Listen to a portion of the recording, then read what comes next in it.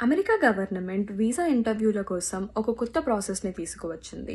July 1 నుంచి December 31 వరకు అత్యవసరంగా వీసా స్లాట్స్ కావాలి అనుకున్న వాళ్ళు ఎక్స్ట్రా $750 అంటే దాదాపుగా $71,775 పే చేయాల్సి వస్తుంది.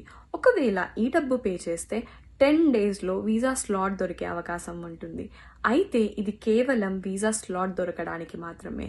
ఇంటర్వ్యూ అప్రూవ్ అవుతుంది అనే గ్యారంటీ మాత్రం ఉండదు. ఒకవేళ ఇంటర్వ్యూ రిజెక్ట్ అయినా లేకపోతే ఇంటర్వ్యూకి వెళ్ళలేకపోయినా డబ్బు మాత్రం తిరిగి ఇవ్వరు. ఇప్పుడు ఉన్న సాధారణ వీసా ఫీజు వచ్చేసి $185, వీసా ఇంటిగ్రిటీ ఫీజు వచ్చేసి $250, దీనికి ఎక్స్ట్రా $750 కలుస్తున్నాయి. మొత్తం మీద ఒక యావరేజ్ పర్సన్కి వీసా ప్రాసెస్ వల్ల అయ్యే ఖర్చు దాదాపు ₹1,00,000 చూపిస్తుంది. అలాగే టికెట్ ఖర్చులు ఇంకా ఇతర ఖర్చులు అన్నీ కలిపితే 2 lakhsకి పైగా అయ్యే అవకాశం కూడా ఉంది.